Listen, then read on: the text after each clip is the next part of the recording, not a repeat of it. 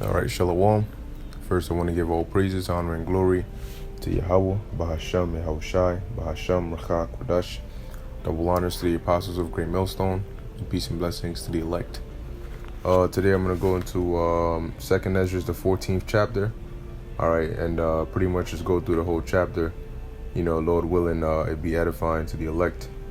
All right, and beginning off, all right, Ezra, all right, being a prophet, a priest, a man of the Lord, all right, he was given all these visions, which when you read in the book of 2nd Ezra, the 3rd chapter, it tells you that Ezra was in Babylon, all right, when he received these visions, okay, because at this time the Babylonians had sacked Jerusalem, all right, besieged Jerusalem, all right, and basically, burnt the temple, burnt the walls, according to the judgment which the Lord, through the mouth of Jeremiah the prophet, was forewarning, all right, the kingdom of Judah, okay, as to what was to come, all right. But before I go in, let me just read that. This is 2nd Ezra chapter 3, verse 1. It says, "In the 30th year after the ruin of the city, I was in Babylon and lay troubled upon my bed." All right, so if you had Babylon, all right, give me 1 second. Let's see, 6. Right, so if you had Babylon, or the Babylonians that came and basically besieged Jerusalem around 586, all right, BC, 30 years from there would be around 556, all right. So Ezra said, "In the 30th year after the ruin of the city, I was in Babylon because they were taken captives, all right, and lay troubled upon my bed, and my thoughts came up over my heart," meaning he was meditating. And that happens to us too, all right. You'd be there, and sometimes you just you're vexed because you're in captivity, so it says verse 2, "For I saw the desolation of Sion and the wealth of them that dwelt at Babylon." All right, and that's like today. You see our people in the lowest state, and then you see these heathens, all right, and how they're doing much better, especially the Edomites, all right, really starting with their elites, but how these heathens basically come in here and they're put in a position above us, all right. And so Ezra says, "And my spirit was sore moved, so that I began to speak words full of fear to the Most High, and said," and then he goes on to go into that, but we're not going to go into the 3rd chapter. We're going to go into the 14th chapter. So this is 2nd Ezra chapter 14, verse 1. It says, "And it came to pass upon the 3rd day, I sat under an oak, and behold, there came a voice out of a bush over against me, and said, Esdras, Esdras. And I said, Here I am, O Lord, or here am I, Lord. And I stood upon my feet. Then he said unto me, In the bush I did manifestly reveal myself unto Moses, and talked with him, when my people served in Egypt. And I sent him and led my people out of Egypt, and brought him up to the Mount of Sinai, where I held him by me a long season, and told him many wondrous things, and showed him the secrets of the times and the end, and commanded him, saying, These words shalt thou declare, and these shalt thou hide." All right, so Moses, all right, was showing a lot of things up in that mountain. All right, while Israel thought that he was dead, and they built them golden calves and so on. The Lord showed Moses the beginning and the end. All right, well, that's how he knew. Deuteronomy 28 and 68. Moses prophesied that we would come, all right, here into America on slave ships as slaves. All right, the transatlantic slave trade, which was a very long time from the time of Moses. Why? Because the Lord showed him all these things. Okay, and he also saw the siege. All right, the siege of Jerusalem. The siege of Jerusalem in 70 A.D. That's in Deuteronomy, the 28th chapter. Okay, so the Lord revealed to Moses a lot of things, which, as we read here, some he allowed Moses to reveal, and or to hide, or to declare, and others he had him hide them. Same thing with John, the Apostle John. So that's why the scriptures say that we know in part, we prophesy in part, because there's a lot of things that we do not know, all right, because they're not written in the scriptures. However, it's not relevant for salvation. So the things we do know, the things we do need for salvation, the things that are sufficient for us in this time, is what the Lord had preserved for us to have now. And the rest we'll get when Yahushua comes back. Okay? So that's how we have the book of Genesis, and it tells us about all the times that happened before. All right? That was all given to Moses, because Moses wasn't physically there as Moses. All right? So how do he know the details about what happened back then? Because the Lord revealed it to him. So it says, verse 7, and now I say unto thee, that thou lay up in thy heart the signs that I have showed thee, and the dreams that thou hast seen, and the interpretations which thou hast heard.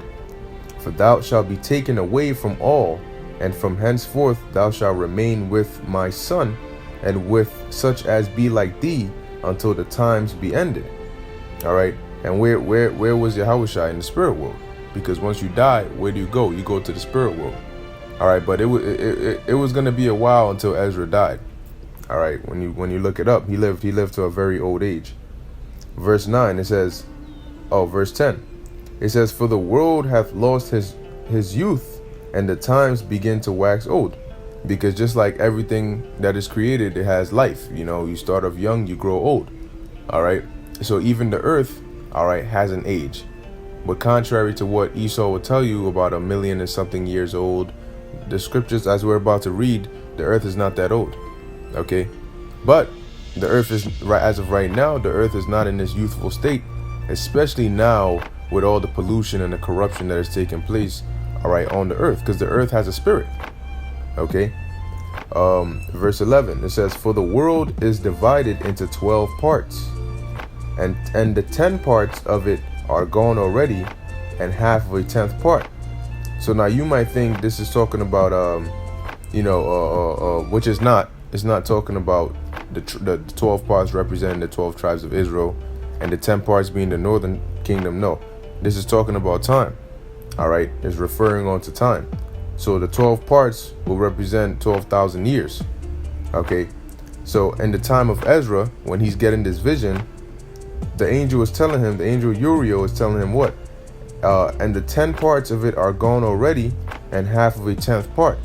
That doesn't mean 10 and a half. It means 9 and a half. All right, that's why it says half of a 10th part.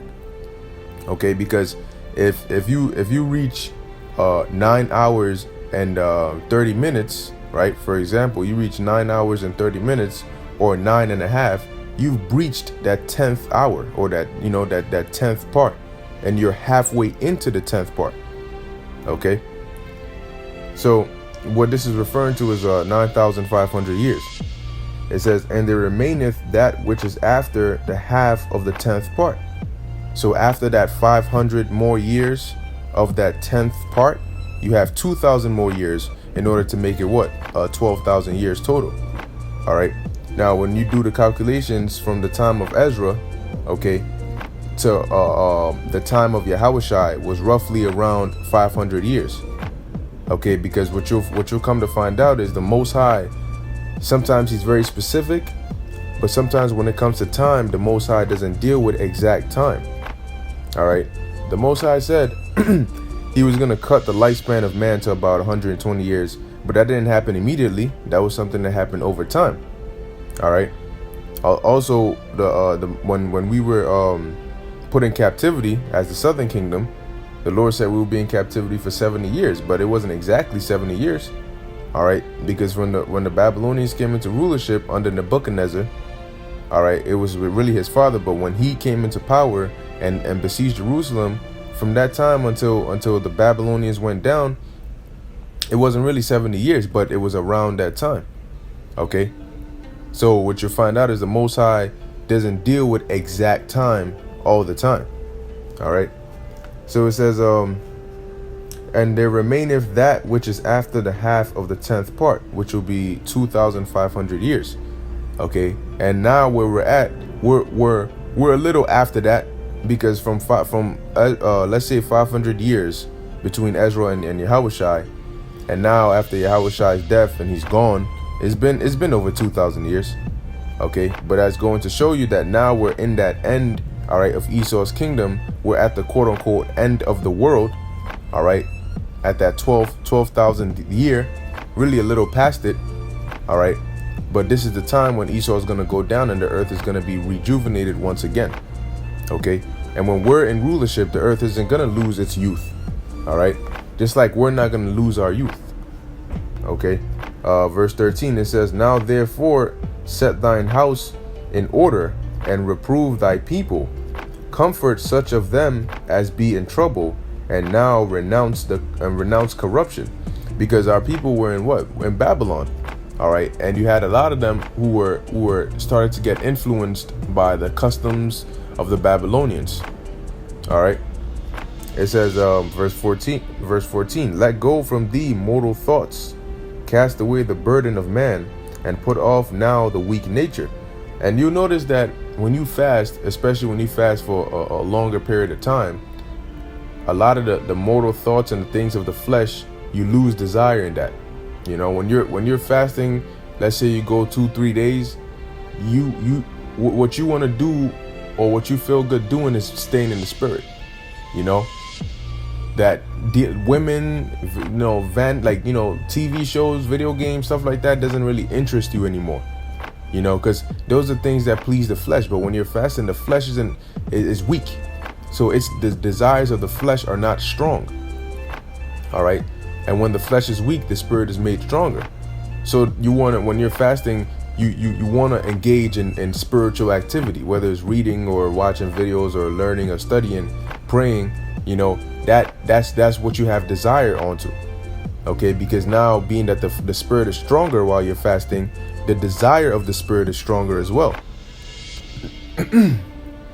So it says, verse 15, and set aside the thoughts that are most heavy unto thee, because the scriptures tell you when you're about to pray, all right, you want to make sure that your mind is clear, all right, and you're ready, and you know what you're praying to the Most High for, all right, and you're not all, you're having your mind somewhere else as you're praying to the Lord. Because that's like if I'm having a conversation with you and you're constantly looking at your phone, or you're constantly thinking of something else and you're not paying attention, then it's not really a conversation.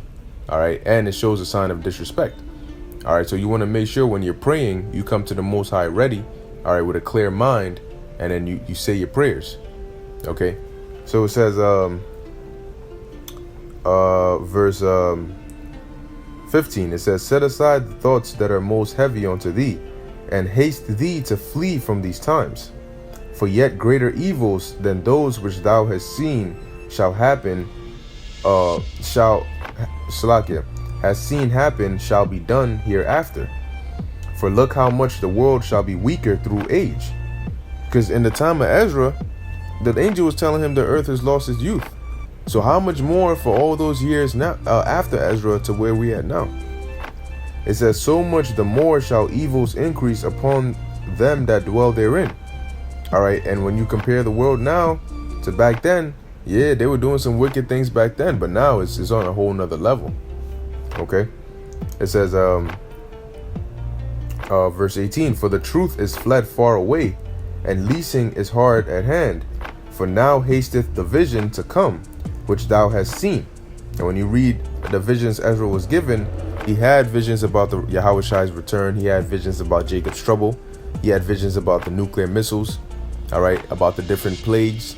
So that's why now we go back to the book of Esdras a lot, and we go into the certain scriptures that talk about the times we're in right now, all right, to show us where we are in prophecy. So it says, verse 18, for the truth is fled far away, and leasing is hard at hand. For now hasteth the vision to come, which thou hast seen. Then answered I before thee, and said, behold, Lord, I will go as thou hast commanded me, and reprove the people which are present. But they that shall be born afterward, who shall admonish them? Thus the world is set in darkness, and they that dwell therein are without light. All right, because the world is only going to get, from Ezra's time, he's saying the world is only going to get more evil. But the people that are here, I'm here, because Ezra was a priest. So he can reprove them. He can show them the right way to go. But what happens when Ezra dies? Who's going to reprove and correct and show those afterwards the path to follow. Now, why is Ezra saying this? Well, the next verse is going to tell you. Verse 21, for thy law is burnt. Therefore no man knoweth the things that are done of thee, or the works that shall begin. All right? Because when the Babylonians besieged Jerusalem, they set the temple on fire. All right? That's where we had a lot of our scrolls, okay, and our books written by our forefathers and the laws and all of that. Okay? So Ezra is saying what? They're burnt. So if those, because Ezra knew the laws and he knew all that, but when those men died, all right, who was going to direct the people to come after them in the path to go? Because now we go back to the scriptures and we go in there, and that's how we seek the ways of the past and learn, all right, from what our forefathers did. Romans 15:4, for what was written aforetime was written for our learning. Okay, so we go back to gain that understanding, to find a clear path. But at this time, the law was burnt. So Ezra is saying, well, how are those coming after going to know what to do? All right. It says, verse 21, for thy law is burnt. Therefore no man knoweth the things that are done of thee, or the works that shall begin. But if I have found grace before thee, send the Holy Spirit into me, and I shall write all that hath been done in the world since the beginning, which were written in thy law, that men may find thy path, and that they which will live in the latter days may live. So now the Most High was going to do like a repeat of what he did for Moses to Ezra, you know. So now Ezra, as we're going to read it, the Lord put the Spirit on him, and they show you that in the movie, The Book of Eli. At the end of it, Eli, well, they go off because he shaves off his whole face and he goes bald, and he's just laying there and he's just talking. And then you got the dude that's writing it down. And he's basically speaking the scriptures, and the guy's writing it down so they can have a record of the scriptures again. All right. Which they get that all from here, because we're literally about to read about that. All right. But they go off because the Most High, he's not trying to deal with no baldies, man. All right. And I'm not saying if your hair, is having trouble growing, it's a bad thing. But people who purposely bald their heads, all right, or clean, that clean shaven, that's against the scriptures. You know what I'm saying? Like, you're not supposed to have that clean shaven, because that's why you'll have that dark spot around your beard area, or razor bumps. All right, because that's showing you that what your hair is supposed to grow there. All right. Of course, you can groom yourself. Okay, but there's a difference between grooming yourself and then, taking that extra mile and going off. All right. So it says, verse 23, and he answered me, saying, go thy way, gather the people together, and say unto them that they seek thee not for 40 days. All right. And that's how, I believe, that's how long Moses was up in that mountain as well. It says, but look thou, prepare thee many box trees, and take with thee Sariah, Dabria, Selemiah, Achanis, and Asiel, these 5 which are ready to write swiftly. And come hither, and I shall light a candle of understanding in thine heart, which shall not be put out till the things be performed which thou shalt begin to write. Okay, so it goes to show you that the Most High can show you things in your past. He can show you your past life. He can do all of that, but he purposely has blocked off that understanding from us. All right, for prophecy's sake. But in the kingdom, we're gonna get it all back. All right, but it says, verse 26, and when thou hast done, some things shalt thou publish, and some things shalt thou show secretly to the wise. Tomorrow this hour shalt thou begin to write. Then when so what the Most High did now was the secret things of the scriptures. He, pursuant to Amos 3:7, he revealed unto his servants, the prophets, starting with our elders and apostles, all right, of Great Millstone on down, and even their elders, all right. But the other things that are in the scriptures, the common knowledge, not that everybody can see that.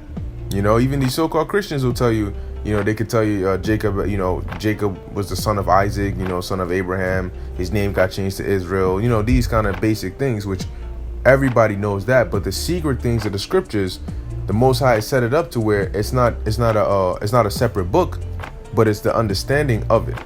All right, the dark sayings, okay, like the mystery of the Gentiles. All right, the chariots, you know, the return of Yahushua, these different the book of Revelations, for example, you know, these are all secret things that the Lord revealed unto us. Verse 27, it says, then went I forth as he commanded, and gathered all the people together, and said, hear these words, O Israel. Our fathers at the beginning were strangers in Egypt, from whence they were delivered, and received the law of life, which they kept not, which ye also have transgressed after them. Then, because that's the reason we went into captivity. All right. Then was the land, even the land. It says, then was the land, even the land of Sion, parted among you by lot, by your fathers and ye yourselves, Salak. But your fathers and ye yourselves have done unrighteousness, and have not kept the ways which the highest commanded you. And forasmuch as he is a righteous judge, he took from you in time the thing that he had given you. All right, which number one was the land. Okay, because where were they when Ezra was saying this? They were in Babylon. All right, taking away captives. The Lord took away his grace. He took away his face. He took away the sacrifices. And when you come all the way, all right, now to where we're at, the Lord, hey, for a period of time, the Lord took away everything, our inheritance included. Okay, and now, you know, he's bringing us back, all right, to who we are, pursuant to Ezekiel the 37th chapter, all right, and Baruch the 2nd chapter, around the 30th verse on down. So it says, verse 33, and now are ye here, and your brethren among you. Therefore, if it be that ye will subdue your own understanding, and reform your hearts, ye shall be kept alive, and after death ye shall obtain mercy. All right, what does this mean? Because when you, Ezra is gonna say it, for after death shall the judgment come. Now, this doesn't mean when you die, that's when the Lord says, all right, you're going to hell or you're going to heaven. That's not what it's talking about. Because your judgment, as a matter of fact, let's get some understanding on that. All right. Place of judgment. All right, now this is the book of Ecclesiastes, chapter 3, verse 16. It says, and moreover, I saw under the sun the place of judgment, that wickedness was there, and the place of righteousness, that iniquity was there. All right. So where does judgment take place? Under the sun. What's under the sun? The earth. Because the sun is in the earth's firmament, which is our heavens, and that's above us. If you want to see the sun, you look up. Okay. So the place of judgment is under the sun. So when we go back to 2nd Esdras chapter 14, all right, verse 35, it says, for after death shall the judgment come, when we shall live again. Because when you live again is when you serve out your judgment. That's why in verse 34, Ezra told him what? Therefore, if so be that ye will subdue your own understanding, all right, and reform your hearts, and ye shall be kept alive, and after death ye shall obtain mercy. So after you die and you go up before the judgment, all right, seat of the Lord, okay, mercy seat, judgment seat, and you get your sentence, the Lord will have mercy on you. So when you come back again, all right, when you come back again in the reincarnation, you won't have to, go through such a horrible judgment as other people. You have some people that are born with deformities, crazy deformities, or they're born and they live such a hard, painful life. That's judgment from their previous life. So Ezra is telling them, if you repent and if you set your mind right, when you come back again in the reincarnation, the Lord will have mercy on you. It says, verse 35, for after death shall the judgment come. That's where you get your sentence. But nobody's going to serve the sentence in the spirit world, because in the spirit world, you don't feel pain. You don't feel suffering. You rest at peace. So how can your judgment be in the spirit world? Your judgment has to be here on the earth in the flesh, where you can actually feel the pain and suffer the judgment, because it was in the flesh that you committed the act, and it's going to be in the flesh that you pay for the act that you committed. So it says, for after death shall the judgment come, when we shall live again, and then shall the names of the righteous be manifest, and the works of the ungodly shall be declared. Let no man therefore, because it's here on the earth that we know about Peter, Paul, James, Yahushua, Joshua, Jeremiah, Moses. It's here on the earth that their names are manifest, because it was here on the earth that the acts that they did, the righteous deeds they did, were performed. All right. And it's also here on the earth that we hear about Esau and the Romans and so on and so forth. Their wickedness, it's all here on the earth. Okay. Verse 36, let no man therefore come unto me now, nor seek after me these 40 days. So I took the 5 men, and as he commanded me, and went into the field and remained there. And the next day, behold, a voice called me, saying, Esdras, open thy mouth and drink that I give thee to drink. Then opened I my mouth, and behold, he reached me a full cup, which was full as it were with water, but the color of it was like fire. All right, so now was Ezra there, and you know what I'm saying, like Angel pulled up in a bartender outfit, you know what I'm saying, like, yo, I'm gonna help you, sip this right here, because obviously it wasn't literal. All right, because for example, when the Lord told Ezekiel to eat the whole roll, or when the angel told John to eat the little book. Now did John put a napkin around his neck, get a fork and knife, jam the fork into the book and start tearing up them pages, like it was a salad? No. All right, it's metaphorical. Okay, but it says, verse 40, and I took it and drank, and when I had drunk of it, my heart uttered understanding. Now the heart is talking about your mind, okay, because your actual heart doesn't speak. Okay, so it says, my heart uttered understanding, and wisdom grew in my breast, for my spirit strengthened my memory. All right, and my mouth was opened and shut no more. So now you understand how all the instructions the Lord gave Moses, when you read in the book of Leviticus, you know what I'm saying, and the Lord gave Moses these specific instructions: how to design Aaron's garment, how to build the Ark of the Covenant, how to all these different things. It's so specific, and it's so much measurements, so many different designs, and you're like, how the hell did Moses remember all this? Like, I'm reading this myself, and I'm like, damn, this is long. You know what I'm saying? Like, there's a lot of measurements and instructions here and there. So how did they remember all this? Well, guess what? Back then, number one, we lived longer and we had a better memory. We weren't eating GMO foods like we are today. All right. But number two, the Lord could put in your spirit, as we just read right here. All right. I'm gonna read it again. Ezra said what?